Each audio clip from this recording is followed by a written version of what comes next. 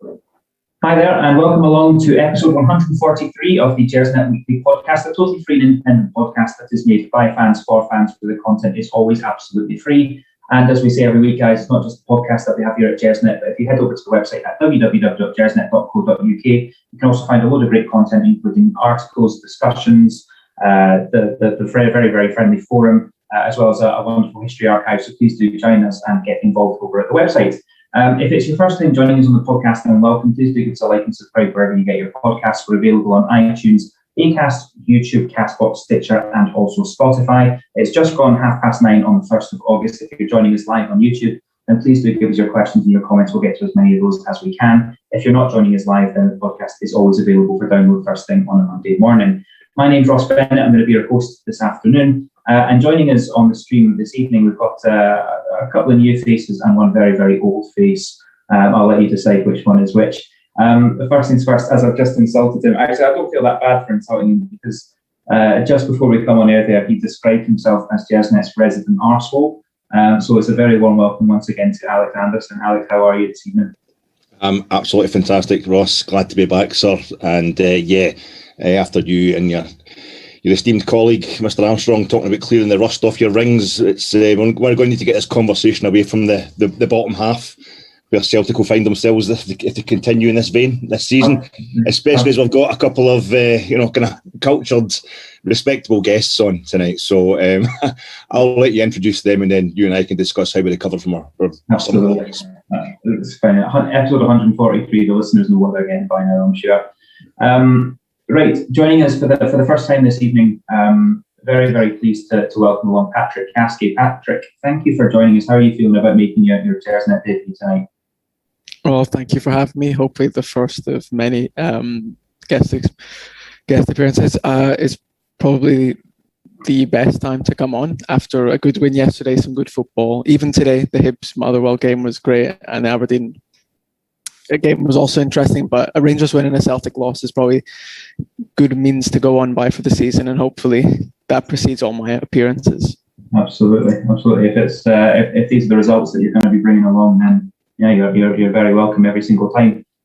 And another new face joining us this afternoon. We're very, very happy to kind of bring this back. We did it a couple of times last season through the Europa League. Feels a little bit more prestigious now that we're doing it for Champions League previews. I'm very, very pleased to be joined by Josip Ladan, from a sports journalist with Aftonbladet, which is a major newspaper over in Sweden. Josip, thank you very, very much for giving up your time this evening. Is this your first appearance on a Scottish football podcast?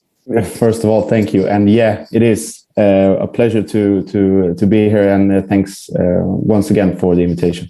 No, I guess it's better to have a local or a native who actually knows what they're talking about, rather than me and Alec trying to guess what Malmo players are like. I mean, having judged from Patrick's Twitter feed, he's already done a huge amount of research, but myself and Alec, we'd have had a wee guess at what was coming up. I guess the first question, Joseph, we'll start by looking ahead to Malmo, because there's no need for you to waste your whole evening sitting chatting to us. But no problem. Would you be able to just give us a little bit of insight into the system that Malmo are likely to play, and the kind of challenge that a team like Rangers are facing this week? Of course. It's interesting also in times of timing as well, because we just got our left back. I will say we now, of course, to all the listeners to be able to understand who I'm talking about. Malmö just got Jonas Knudsen, left back, injured. Went off in the game against Degerfors after half an hour, and hasn't been back in training since then. Jonas is actually the only left back Malmö has, and has a specialty of very, very long, typical British throw-ins, and has an effective method, and has actually scored, not him, but providing assists to our other centre-back, Anel Ahmedhodzic, for creating chances in the offensive, in the top third tier of the pitch, and also creating chances on throw-ins from the midway line or midfield line. So that's an offensive threat that Rangers will. I mean, it's a big win to lose that in that sense, and that also makes the formation in the back change a bit. Since Jonas got injured, Malmö has played with 3 center backs in the back, and also 2 wing backs, left and right, with taking more defensive responsibility when Malmö has possession of the ball in the defensive field. So maybe an unusual and maybe very bad time to change for Malmö from playing from 4 backs to 3 backs, and with the wing backs taking maybe more defensive responsibility than they are used to. And also, since there's only one left back, they take the guy that usually plays right back and taking him to the left side because he's 2-footed, Erik Claesson. And that means that Felix Beijmo will be an option to play wing back if Inge Berget, the old Celtic player, the former Celtic player, is not fit to play. It's very uncommon that he is, but you can always have that in mind.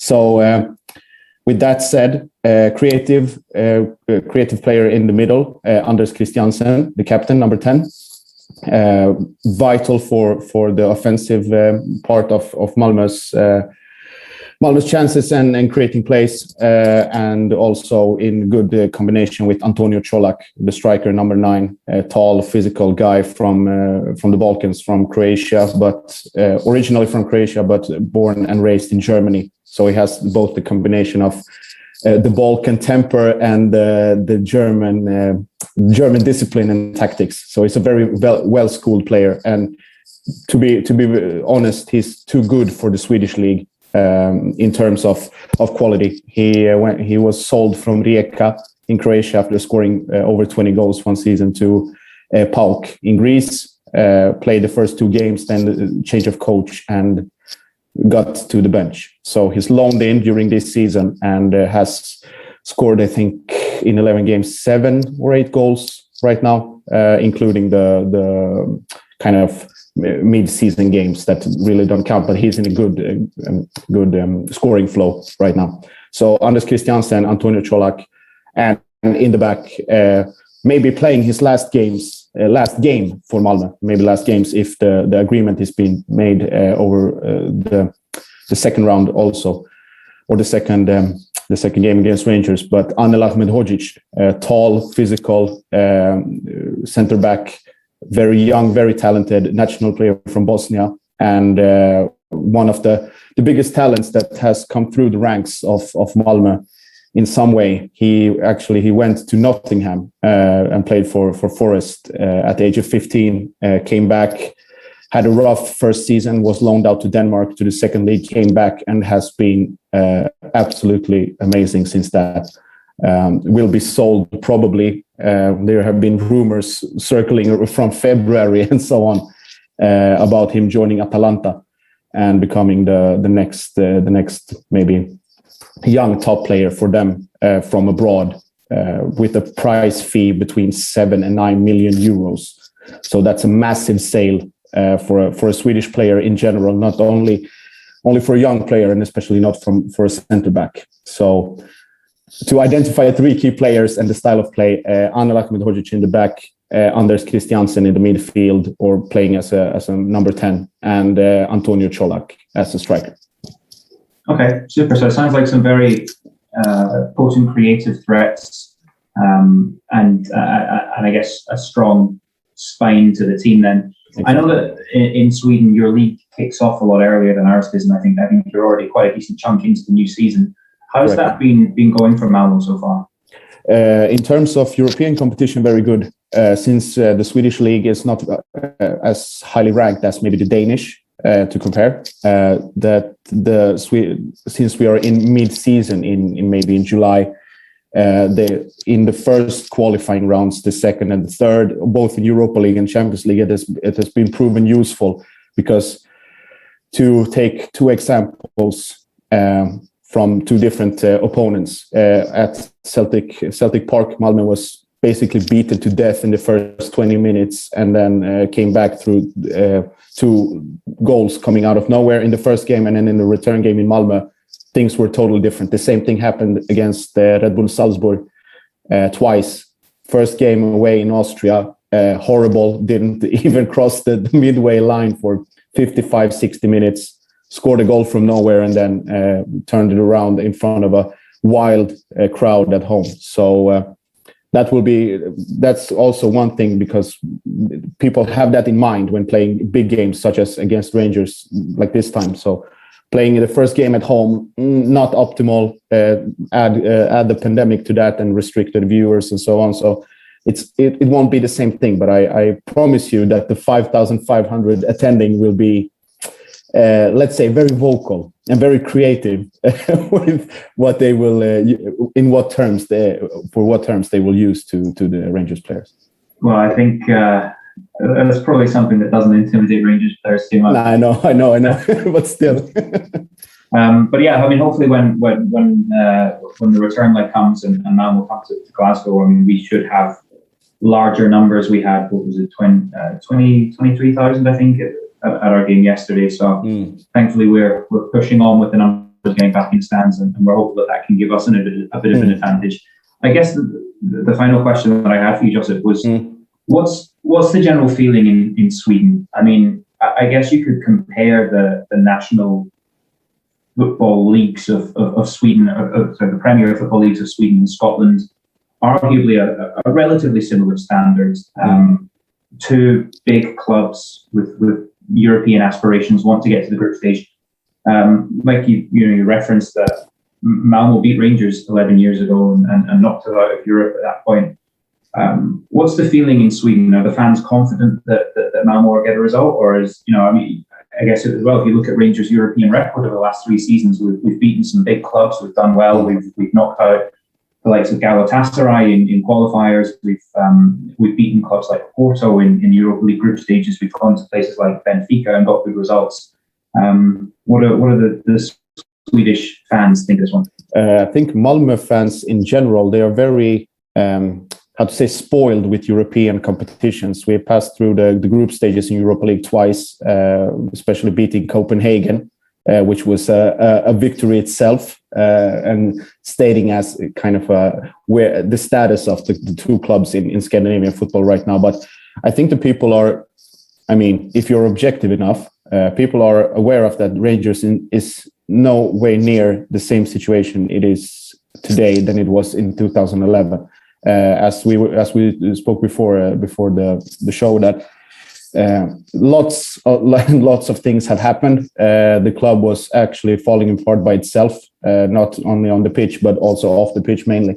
And the restructure and everything that's happened around Rangers has made it a force to count with in these terms. So I think that people are expecting a very, very physical game, very tight game, a very maybe even too rough in some terms. We have in mind against Salzburg also, after I think it was 15 seconds, Marcus Rosenberg, former captain, tackled a player out of the sidelines up on the stands and just screamed at him like, "Welcome to Malmö." So I think it will be something in that terms. But to be fair, over 2 games, I think it will be a very tight game in Malmö, maybe even a draw. Depending on different circumstances, of course. But when it comes to the return leg in Glasgow in front of your home audience and all things considered, I think that over 2 games that Rangers will advance, unfortunately. Well, Alec, what do you have to say to that? I mean, can you maybe give Josip a bit of a feeling as to how Rangers fans are feeling ahead of this? I think things are going so well for us just now. We're still really, I feel as if we're still kind of basking in 55 and getting that league title that we needed for so long. And it was a really strange situation for us. I think we're almost like a Liverpool light scenario where we were doing fantastically in Europe under Steven Gerrard, season on season. And yet, at the back of our mind, we had this thing. It was we had to win this league title just so we could finally, put a line under all those problems that Josip's aware of, that they're aware of all over the world, that happened to a massive club like Rangers.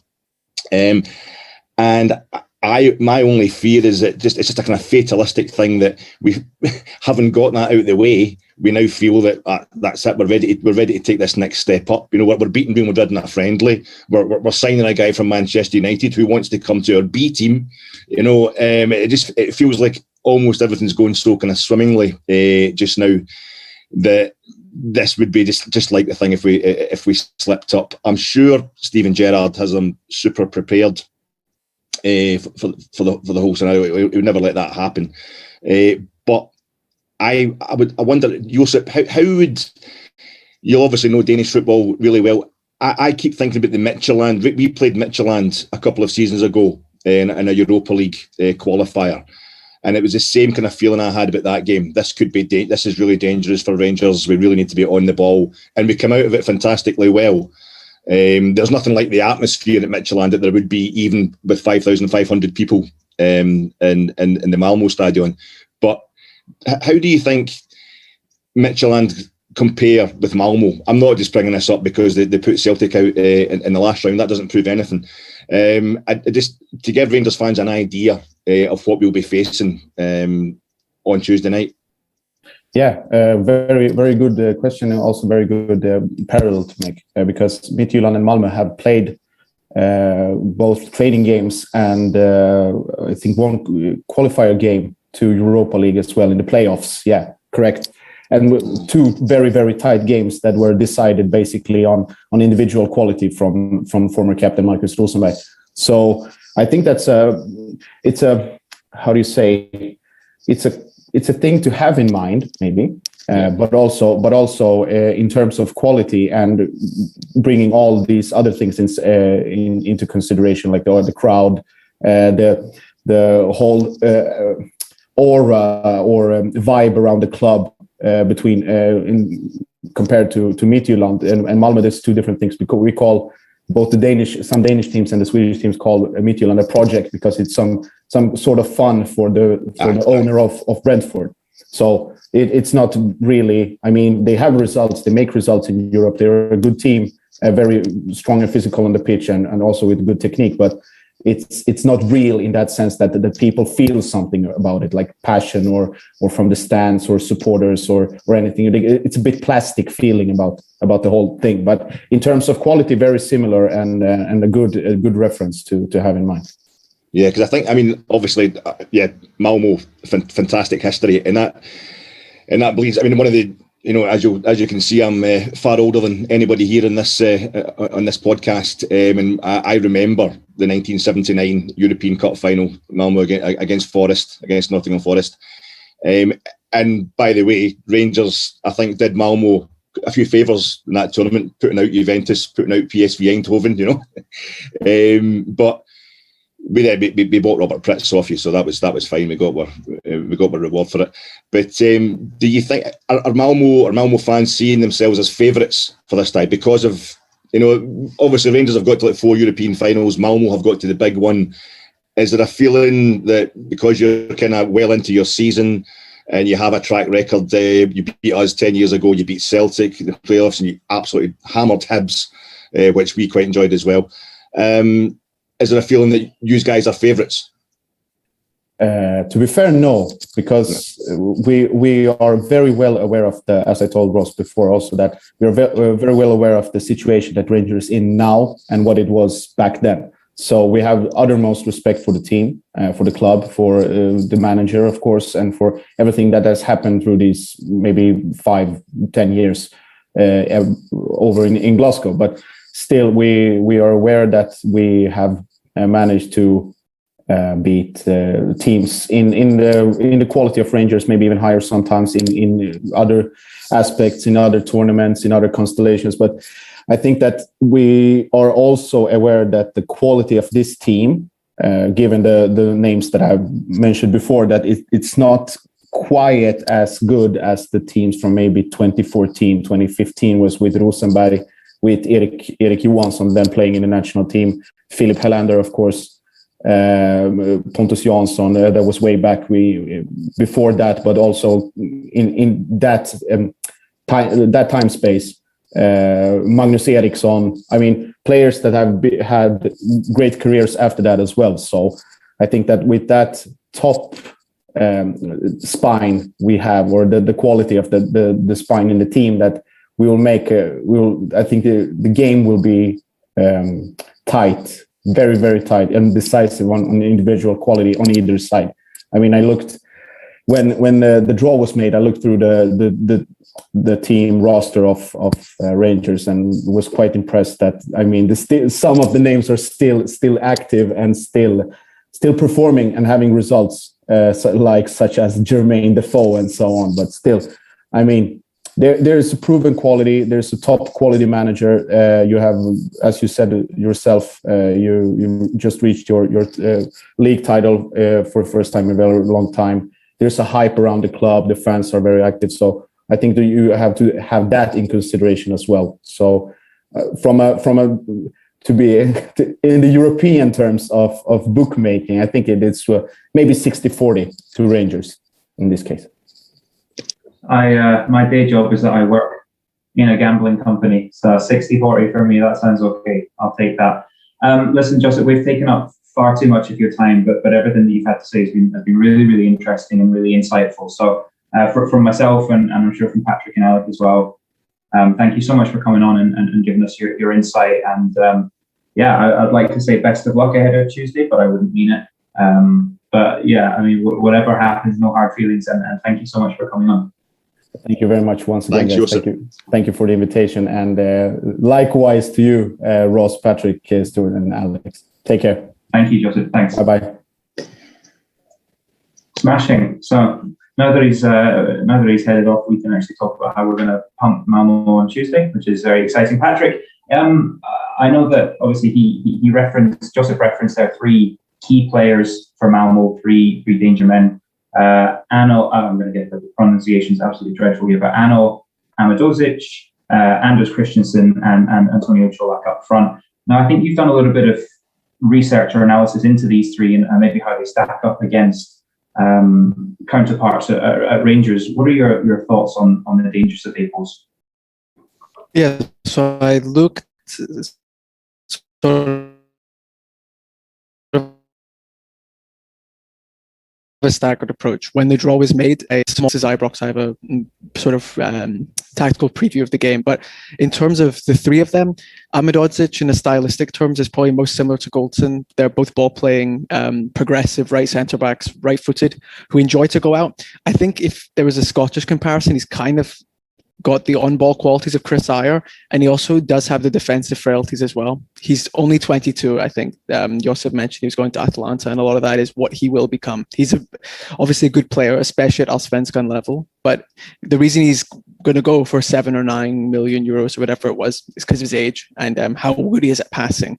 But he is a bit light in the air, which you can get at, you can really hit Malmo at, because I think they've conceded 31 goals this season and 14 of them have been from crosses, 12 of them being headers. So, I mean, whether you get Cedric Ittinen or if somehow Morelos is back for the second leg, they'll sort of be frothing at the mouth of the idea in which almost 50% of a team's goals are coming from out wide. In terms of Christiansen, his numbers profile quite similar to Aribo's.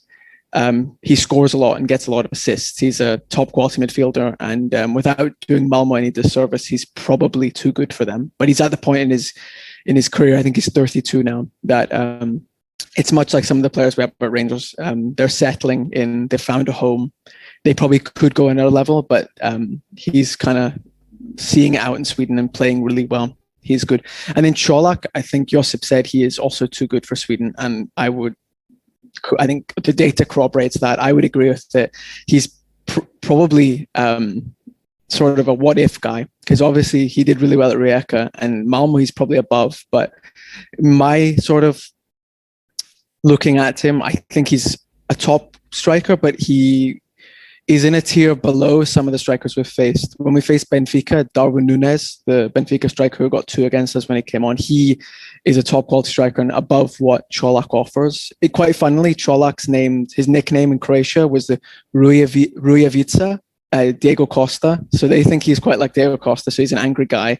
But I'm sure all of our centre-backs have plenty of practice dealing with an annoying striker up top with Morelos. But I think expect him, if Malmo are going to get anything out of the tie, Colak will drag it through them. he'll drag them through the tie. But I think they're three good players, but nothing to fear. I mean, obviously respect. That's sort of the nature of football. You respect everyone, especially if they're top quality like some of their players are. But Rangers will have faced better individual talents and will have nullified better individual talents. So I think it's there's cause to be optimistic, but we should be cautious.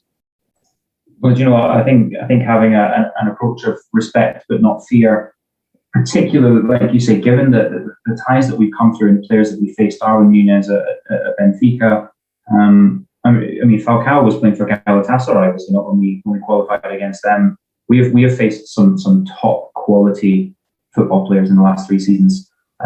Respect, not fear. The thing that gives me a little bit of anxiety is that they're 13 games into their season.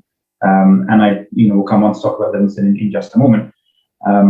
But we weren't as fluid or as precise, I think, as we could have been. And that's probably because it's game 1 of the season, and that's fine. But that's where I see a little bit of an imbalance there. But yeah, I think definitely cause for us to be optimistic. I'm very, very much looking forward to it. Obviously, the game's on Tuesday evening is the first leg, and then the return leg the following week. If that's not whetted your appetite for game Tuesday, I don't know what will. Right, gents, before we move on to talk about Livingston, I'm just going to have a quick word for one of our partners here at Gersnet, which is www.footballprizes.co.uk. As always, they run fantastic raffles and sweepstakes for some really unique football memorabilia. At the moment, they are holding a raffle for a signed and framed Steven Gerrard Rangers shirt. As always, a maximum of 99 tickets available to buy. I think something like 14 or 15 have gone at the time of recording this podcast. There will be a live draw on the 6th of August, which is this next coming Friday. So please do head over to their website at footballprizes.co.uk for your chance to win. You can also have a look on the Gersnet Twitter feed, which is at Gersnet Online, and find the link there. Right, so moving away from the glamour of Europe to the grit of Livingston, the domestic campaign started for us yesterday, obviously, with the visit of Livingston.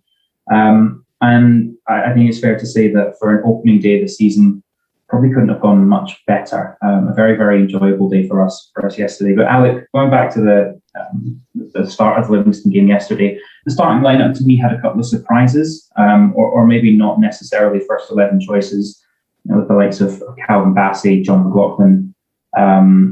Did that surprise you at all to see a little bit of rotation already in the season, or do you think we maybe had one eye on Tuesday?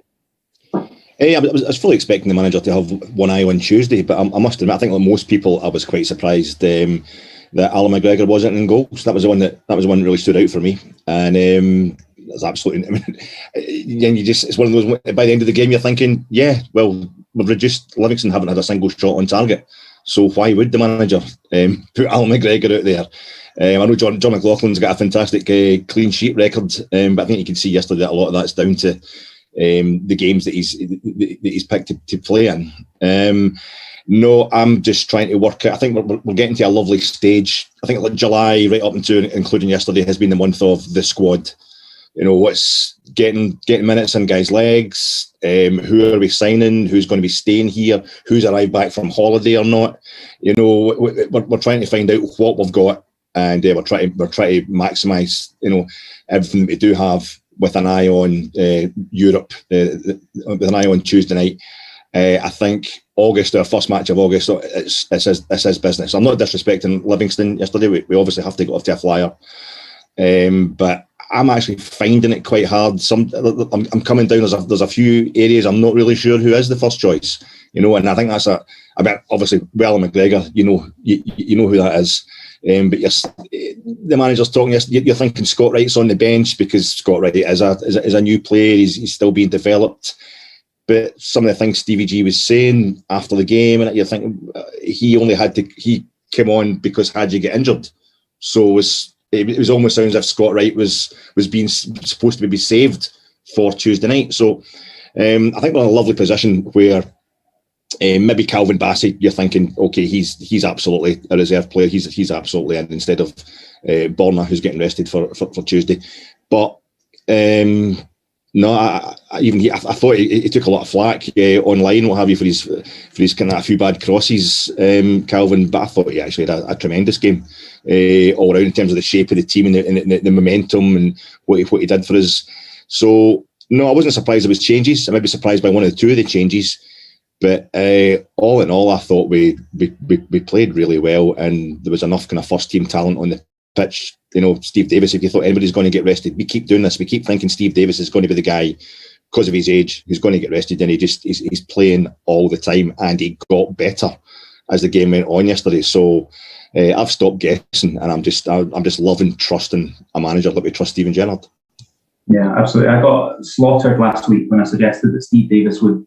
I phrased it really badly. I said that he would struggle for game time, and I never meant that in the sense of like he's not good enough and other people are better. I meant that in the sense of we've got so many options now that he can be rested. You can have one eye on his age and his fitness and things like that. But you never need to question the man. He's absolutely timeless. It really is.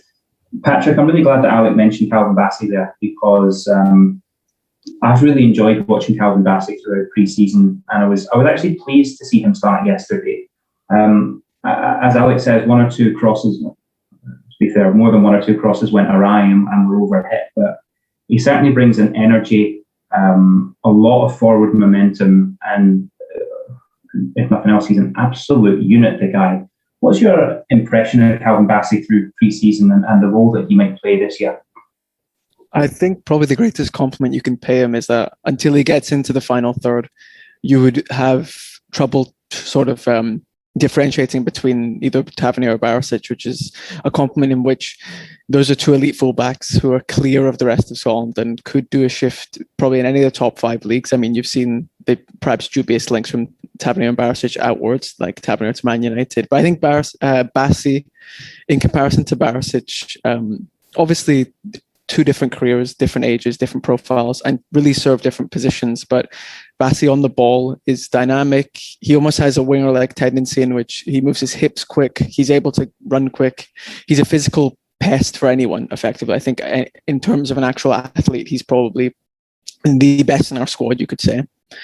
But I think definitely he needs to work on his final ball. But I think that's just nitpicking. I think it is the gaffer's decision to get him in against Livingston, I think, was smart in the fact that you can waste a few good balls. It's not a practice match because it is obviously the first match of the season, and he had pre-season to practice everything and he has time on the training pitch, but he's afforded a few more mistakes against Livingston, knowing the fact that we'll have 75% possession, we'll put in 19 shots to their 1, and that it's not a gilt-edged chance that Bassey needs to put in one ball and someone needs to get on the end of it. Whereas Malmo on Tuesday is that sort of proposition in which we might dominate as well, which I would expect us to, but every goal will count because it's a 2-leg game as opposed to a 38 league game season. But I was encouraged by the rotation, and I think it shows the utmost faith in him that this was the first game with over 50% of fans. So a lot of people, for probably the first game in which Ibrox sounds back to normal, and it's the first game of the new season, reigning champions, and he has the faith to put it into Bassey, who didn't play much last season. It shows that there's a good team chemistry in the background, and it's also an example to the other people like Stephen Kelly or Nathan Patterson that regardless of what the expectations are going into the match, that there is a chance that youth will be picked. And also means for oppositions, we're not quite sure who's going to play. It's a comment and a compliment to the depth of the squad that Ross Wilson and Gerrard have acquired as to now. I think that's a really, really good point, actually, is if you're an opposition manager, you're completely unable to predict the players that you're going to be lining up against, and whether that's another good example actually is Balogun and Hollander at centre half. And Goldson nailed on to start, but Balogun and Hollander are doing very, very different things in my opinion as a centre half, and it must be a nightmare to try and predict that and then find a way to set up against that.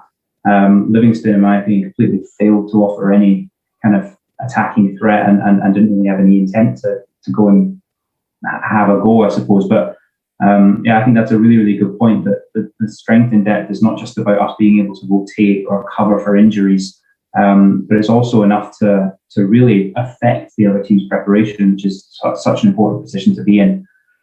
And getting into the game itself, a relatively fast start and a goal for Yanis Hadji after about 8 minutes. Hadji had been speaking before the game about how he felt that he wanted to improve his numbers. He was happy with his assists, but he wanted to get more goals this season. It certainly didn't take him long to do so. Fairly kamikaze defending from Livingston, in my opinion. But what did you make of the goal? Yeah, spot on. You couldn't help remembering what Hadji been saying. It just felt like 2 seconds earlier. Well, I watched the game on Sky. Apologies, Rangers TV, bit of a traitor, but I watched the game on Sky just to see the title sequence, coming up, and finally it ends with where they go through all the SPFL teams, the Premiership teams, and finally it ends with Tav lifting the trophy. It was just lovely. Another. We didn't lift the flag yesterday, but there was so many little things happening. That were kind of reminiscent of a celebration, still an ongoing celebration of last season. Even to see Derek McInnes, the man who devastated me at the time by not coming, I thought we'll never recover from this. And there he is up in the gantry at East Enclosure, stuck in a corner at East Enclosure, just talking about how great Rangers are and how he can't get a job. It was fantastic. Bruce Anderson, the guy who equalised against us in injury time, and his first in Steven Gerrard's first league game 3 years ago. I think he managed to get a wee foul in corner Goldson yesterday, and that was as much of a touch as he got. And the way we started, it just seemed it was an ongoing celebration. The momentum from last season was carrying right on. Hadji set up that goal. I mean, he held off the young guy from Liverpool, the left back for Livingston, who seemed going to be overly psyched. I don't know, but he gave away a stupid foul because Hadji just held him off, cool as you like. Tav then sets up. It took ages to get the free kick set up, and Hadji just drifts right across to the back post, and Livingston just don't get set up right. They see somebody points to him. There you go, you take him. Pointing to Hadji, nobody takes him. But what a touch. He just kills it. A great ball from Tav. That's him yesterday's 2 assists already, first game of the season for Tav, from our captain. He puts it right on, a fantastic ball right across the top of the defence, and it just kind of lasers it onto Hadji's left, and he does his thing. Hadji, I know it took a nick in the way in, but he just about every goal Hadji scores for us, he cuts across himself. He just takes it in, cuts it across himself. I immediately thought I need to think of a clever tweet for this, when we're all looking at the Livingston defenders going the wrong way. So I put up, Hadji sends the whole Newtown the wrong way. And then I noticed that 38 seconds earlier, one Stuart Weir had posted exactly the same thing. So I thought I better get it off, or he'll be suing me for plagiarism. So no, it was fantastic the way he finished it off. And we then have we then go through and goal a couple of times, and it's looking like it's one of those moments you see in football. We're either going to be 3-0 up, or we're not going to get that goal. And I know Hadji's his injury from that same psyched up left back, that maybe killed momentum. But I think that kind of killed momentum, and it was almost like, we kind of need this. We almost need this to kind of keep the feet on the ground, kind of psychologically. And it became a kind of war of attrition, and we won that, and then went to town on him again in the last 10 minutes. But yeah, it was a fantastic start, and I was so happy for him, and I just really hope he's okay for Tuesday. I guess that's the next question then, Patrick, is that he does get this injury. Seems like he tried to carry on for a few minutes, but he's been pulled off at halfway through the first half, and Scott Wright gets brought on. Yanis Hadji, for me, has been impressive in Europe. I've enjoyed watching him play in Europe. Does it give you concern, considering how busy the month of August is going to be for Rangers, that's been out for some time? Or are you, again, do we go back to the coverage that we have in the squad and we say, well, Scott Wright done very, very well, we should be okay? Well, I think it depends on outgoings. We have quite a lot of perhaps Deadwood at the wings, Barker, Jones, who could be on their way and probably should. But if Hadji is unable to play, I think he continued for 10 minutes. And I'm no doctor, but I think if it was a serious problem, he would have been stretchered off, or at least he would have hobbled off. But he seemingly tried to navigate it, but fought a losing battle and eventually gave in. But no, I think it's fine, because I think Aribo can play in the right of the front three, cutting on his left. Beyond that, Scott Wright as well. But Fashion Sakala, though best as a striker, especially in a pair, does often play right wing, especially at Spartak Moscow. Not so much in Ostend, but he can play on the wing. Roof can play on the wing as well. I don't think necessarily that August proves the same sort of fixture congestion nightmare that a January would, but I think it's always good to have your best players available. But I don't think Hadji would start every single game. I like Hadji a lot.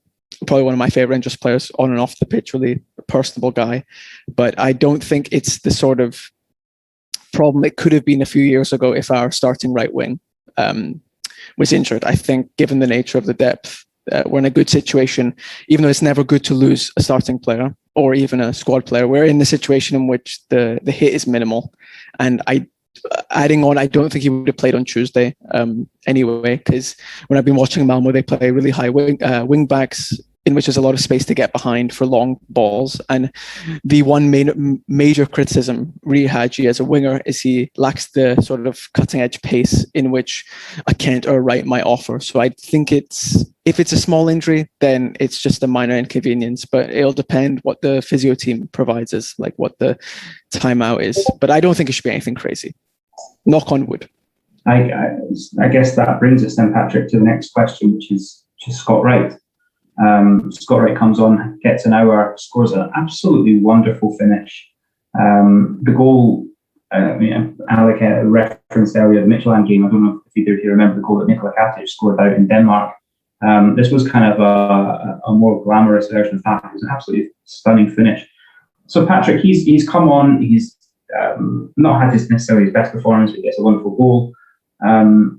We've spoken a number of times on the podcast about Scott Wright and how none of us really expected this kind of signing, but through pre-season and again getting his goal yesterday, he's really shown himself to have a lot of potential.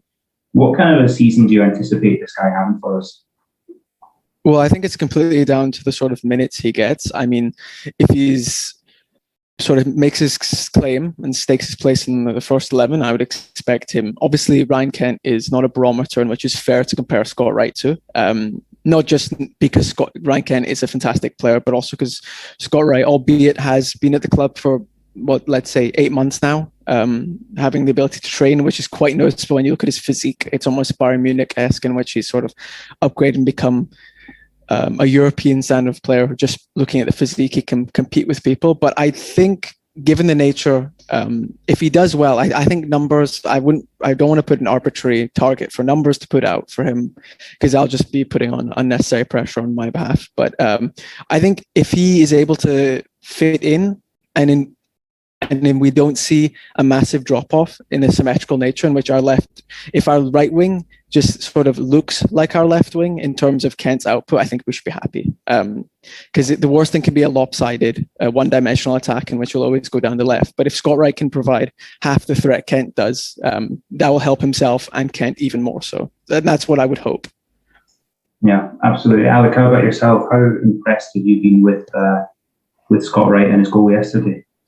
Yeah, it was a lovely goal, lovely finish. I think that's going back to what we were saying earlier about Calvin Bassey. When Scott Wright come on, he had a couple of heavy touches straight away. I think it was a chance Balogun had just come up to half time. He could have slotted Joe Aribo through quite easily, put too much on the ball. Calvin Bassey, I think he's getting compared to Barisic's kind of scalpel of a left foot. You know, it was going on him.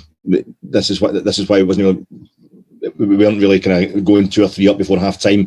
Whereas I think everybody was really having a little lull after maybe about kind of quarter of an hour, 20 minutes, and nobody was really completing the passes that they should.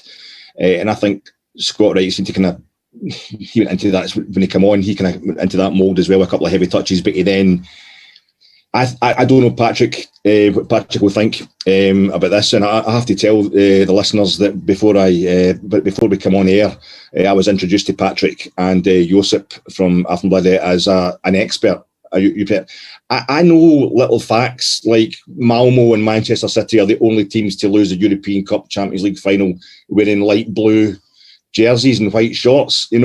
Patrick's just given us the actual rundown of every Malmo player, and I'm scared to say anything now about Rangers. Never mind Malmo. The guy's so on it. But I thought Ryan Kent was spending too much time on the right, and I don't know if he was being asked to target this. Is it Lewis, the chap, the left back, who was on the booking?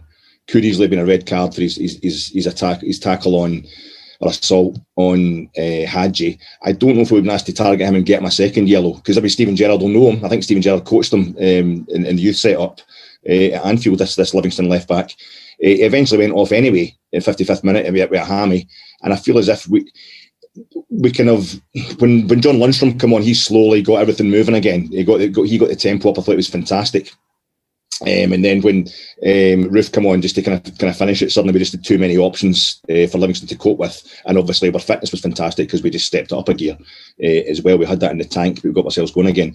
But I think Scott Wright was part of that kind of thing where he was slowly making more penetrating runs. He was never losing his sharpness. He was coming back, taking the ball off defenders when defenders weren't expecting it, taking the ball off Livy players when they weren't expecting it. Even though we seemed to struggle to add a second goal for like 71 minutes, there was stuff going on where I think Rangers have shown this ability to not panic. I mean, the number of games we won by a single goal last season, when we were all panicking watching it, but Rangers were never troubled. And I think the same thing came into play yesterday. A lot of stuff was going on, but it was like Ryan Kent was trying to wear down on the right-hand side. I would really want to see him over on the left. Glenn Kamara was spending too much time on the right as well. I'd like to see him kind of more over to the left. But whatever we were doing, there was no player out there who wasn't doing his utmost or wasn't doing a professional job with full confidence that we're going to see it through. And maybe it's just my imagination, but I feel having 55 in the bag, having that league title there, it's just given us that extra dimension of confidence and patience that you get from champions. And Scott Wright played right into that. And his goal, I think it summed it up that there was so many players in the box at that point. So many Livingston players in the box, and you couldn't see, and two of them were right on top of him when the ball eventually broke to him, and you couldn't see where he was. You couldn't see a shot until he lit up the path to go with his shot. It showed you that little tunnel that he was putting it down. But one thing I just want to mention, I don't know if anybody else noticed this. There was an injury. Livingston were taking another player off. There was a water break, and everybody, I loved it.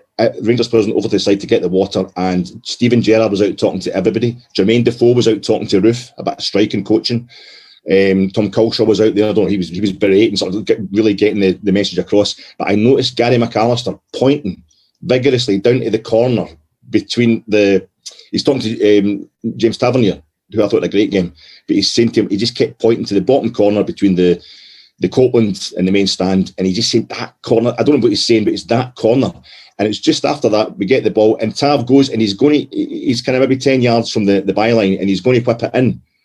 But he sells the dummy and he pushes on down to the byline, he skips inside. Now I would love to believe that was Gary McAllister telling me, no, Tav can do that. But it just felt that with such control, and everybody from the coaching staff to the players, and even I thought the fans were fantastic yesterday as well. It just felt that it was always coming. And for Scott Wright to get the goal and just show that our squad is deepening, I thought was absolutely fantastic. Yeah, no, I completely agree. But Patrick, two debuts yesterday for Rangers in fashion, Sakala and John Lundstrom. Sakala started and Lundstrom came on partway through the second half, so we never got to see a full 90 minutes from either of them. Personally, I didn't think Sakala had a lot of joy. I thought he didn't get maybe a great deal of service, and he then started to maybe drift a wee bit wider to try and get involved in the game, and would be forgiven if he was a wee bit frustrated coming off because it never quite clicked for him. Whereas I thought John Lundstrom came on and brought a new energy into the game, really breathed some new life into it, which was great to see. What did you make of their performances? I definitely would agree with your take on Sakala. I think if you look at both passes made and passes received, I think Sakala was involved in, I think it was 29, which is, strikers are naturally low, but you'd think someone who's on their debut would want to see the ball a lot. But I don't think it's concerning at all. I think he was good against Real Madrid.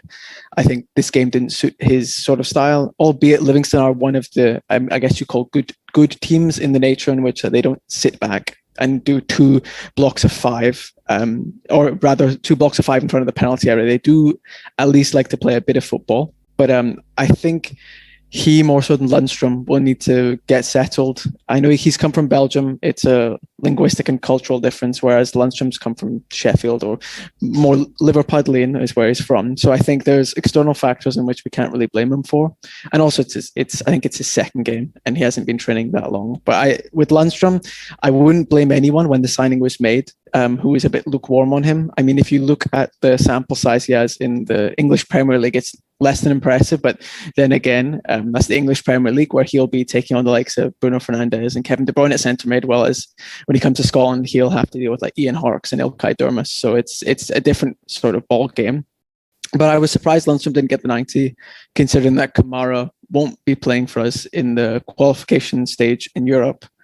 But maybe that might have something to do with fitness, sort of staggering minutes and legs. But I'm unsure. But when he did come on, he was encouraging. I think that's the best way to put it. He played a really nice ball, left-footed, which inevitably was offside to Roof, but it showed a nice passing range. If we're going to make a summary of a player on 30 minutes, I think he looks like a good addition, perhaps breaking into the starting 11, depending on sort of the dynamic of our centre mids, because we probably have 5, 6, if it includes Stephen Kelly, who all could claim to want to play at least like 15, 20 games a season. So it'll be interesting to see how much he does play. And if he doesn't play much, it won't be due to a lack of ability, but just ability around him, which is in abundance apparently now, which is fantastic.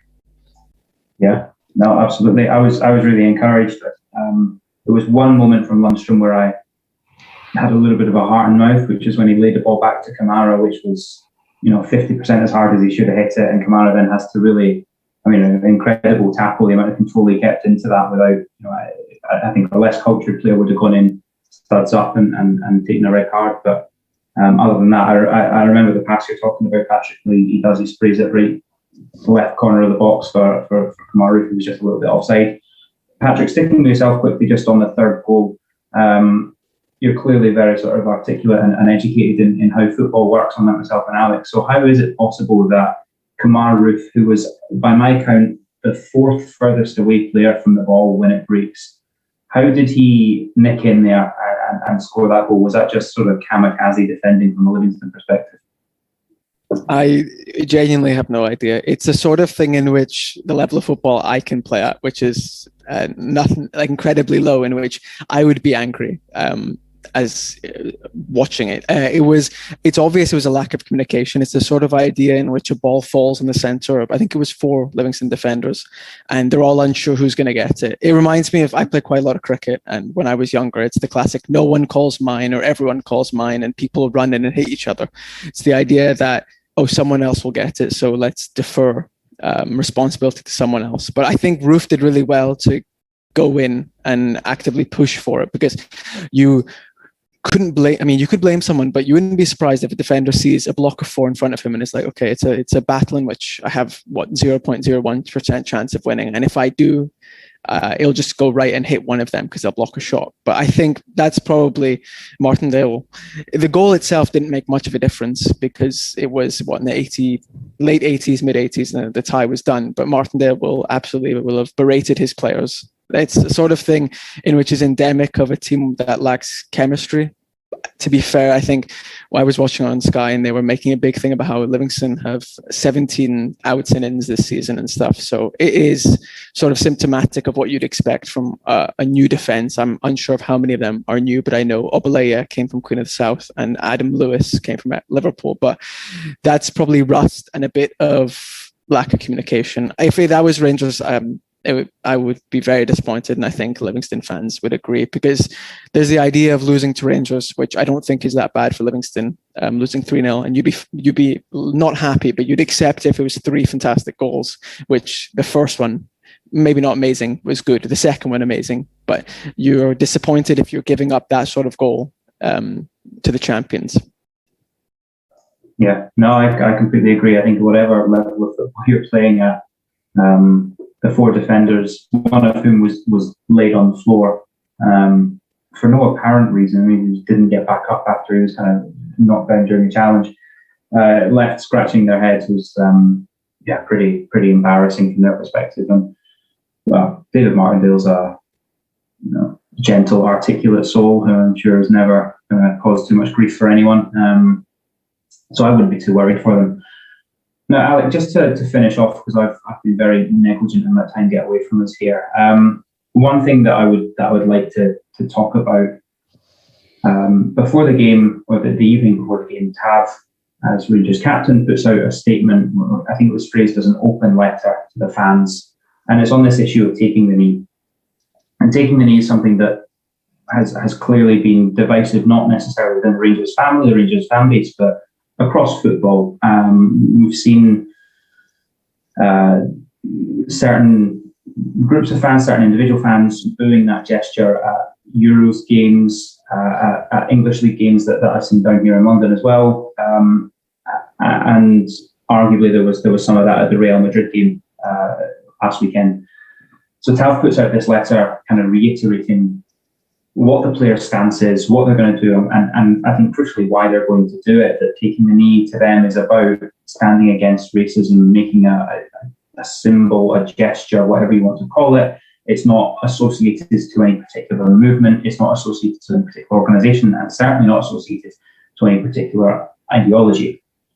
And he's been very clear in asking for the fans' respect and for the fans to stand behind the team, given that, as he quite poignantly put, every BAME player within Rangers at some point last season received some form of racist abuse.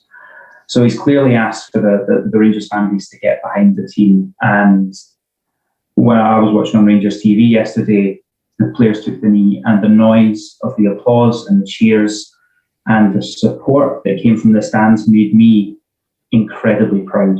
Like, sincerely, very, very proud and quite emotional. How did that whole kind of episode lead from him making that statement or writing that letter to the fans through to the moment that the Rangers players took the knee at 28 minutes past 1 yesterday lunchtime? How did that whole episode make you feel? Heartbreaking that he had to write the letter in the first place, Ross. I think and I'm a much, much pettier subject by comparison. I was actually reminded. I remember my season ticket used to be up the back of the Govan. Alec McLeish. We knew Alec McLeish was leaving. I think we played. Did we play Hibs in his last game at Ibrox? And there was a lot of talk online about how, I mean, any Rangers supporter with any sense knew the financial situation that Alec McLeish was dealing with, the quality of Midtjylland Celtic, and how he'd actually done really well to stop Celtic, winning the title 2 times basically, and the great memories that he gave us in cup competitions as well and in Europe.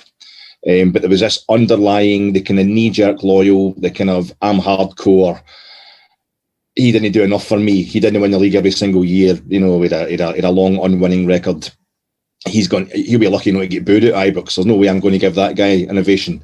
And I'm thinking, this is unbelievable. And it's very difficult when you're sitting. It's all very well saying, in theory, we're going to get, I'll stand up for myself, I'll stand up for Alec McLeish. When you're standing next to some Rangers, we've got a lot of big guys, support Rangers, who like to go to it sharp. It's quite difficult. And I remember when the final whistle went, Alec McLeish just kind of took a wee look towards the crowd as if to say, am I allowed to do a wave? Am I allowed to say thank you? And the whole place erupted and gave him a standing ovation, and I burst into tears of relief for the innate decency, the Rangers support coming through. And yesterday it was that times 100. I was so frightened that there would be anything, and I think a lot of the stuff online before it, a lot of people saying they weren't going to. Some people saying they're going to boo the players taking the knee. Which I found if you saw Glenn Kamara's face, if you don't understand anything about race relations, if you saw Glenn Kamara's face, the genuine shock on the most unanimated, cool customer we have, and a guy who barely even shows any emotion when he scores a goal, and if the occasion he does, if you didn't see what that meant to him, how it devastated him, and that didn't wake you up to how horrific it is to be a black man in a white-dominated country being abused for your skin colour. I don't know what does, but I think it was lovely. It's one of those things you don't want to go OTT self-congratulation, because it's one of those things we just should do, as far as I'm concerned. There's a lot of people very keen to link it to Marxism and what have people who couldn't even tell what Marxism is. There's a lot of people really breaking down why this is a bad thing, really going out their way to show why. An act of self-subjugation. They take the knee. These guys are getting down on their knee, asking you, please, can you realise, what we go through on a daily basis? And some people have decided that that's an act of aggression, and that in itself just shows you what these guys are facing. And I thought it was just it was a massive relief, but it was also confirmation of what we know, that the Rangers support at large, the vast majority, are just bloody decent people, and a family that we're all proud to belong to. And the only colour we see is blue. And they guys are just, it breaks my heart what's happened to them. What they went through last season was absolutely horrific. And not just Rangers players of any club. It's sort of happened with the poor England players at the Euros. And I think there's a lot of societal issues, and I'm not using that as an excuse, that we don't have time to get into, that lead to people who have got white people who have problems in their own life. We've all got problems, and they see anybody else getting any kind of attention as an attack on them. There's a lot of confused reasoning going on out there when you see this happening. But I thought the minute silence for Ali Dawson, who, you know, the first Rangers captain. I remember John Gregg lifting the Scottish Cup in '78, but I was just a kid at the time. I remember by 1981, I was kind of like 12, 11, 12, and Ali Dawson lifting the Scottish Cup meant the world to me. He played in the first European game I ever attended. It was holding Karl-Heinz Rummenigge to account. You know, we beat Inter bloody Milan, and Ali Dawson never won a league title, but he kept Rangers. Steven Gerrard can't win a cup. Ali Dawson won plenty of cups for Rangers. And the minute silence he got was beautiful, so well deserved. And what followed after that was every bit as emotional, made me every bit as proud to be a Ranger. I think that's a pretty good way to leave it. I completely agree. It was, a moment of genuine pride that as a fan base, as a support, as a collective, we are getting behind the players. It's about supporting the players who are expressing their right to have a gesture, to have a symbol that highlights the struggle that they're facing. And for us, I think and by the way, I think that this is important. I don't need to go on about it. I think that this is important because maybe I'm being petty, maybe I'm being paranoid. I feel that there will have been so many people with the remote in their hand, turning the volume up, hoping to hear a boo, hoping to hear us let ourselves down, and we didn't. And that says more about them than it says about us. But what it does say about us is that, like I say, absolutely bursting with pride at that moment. So, and yes, it's a shame that felt you had to make that statement. But what's come of it is good. What's come of it is noble, and I think it's a really, really positive time to be a Rangers fan, regardless of the results that we had yesterday, which were also incredibly positive, naturally.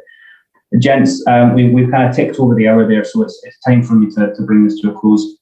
I want to say a genuine massive thank you to Alec and to Patrick, and also to Josip, who joined us earlier to look ahead to the Malmo game this coming week. The podcast will be back next week. Of course, we'll be looking ahead to the Dundee United game with a Friday preview show, and then the main show will be back next Sunday as well, where we will look back at the Malmo game, the Dundee United game, and looking ahead to the return leg in Glasgow, which is coming a week on Wednesday. As I said at the start of the show, please do head over to the website at www.gersnet.co.uk. Have a look through all the content we've got there. And if you're not joined up already, please do get signed up to the very friendly discussion forum. Until next time, thank you very, very much for joining us, and have a great week.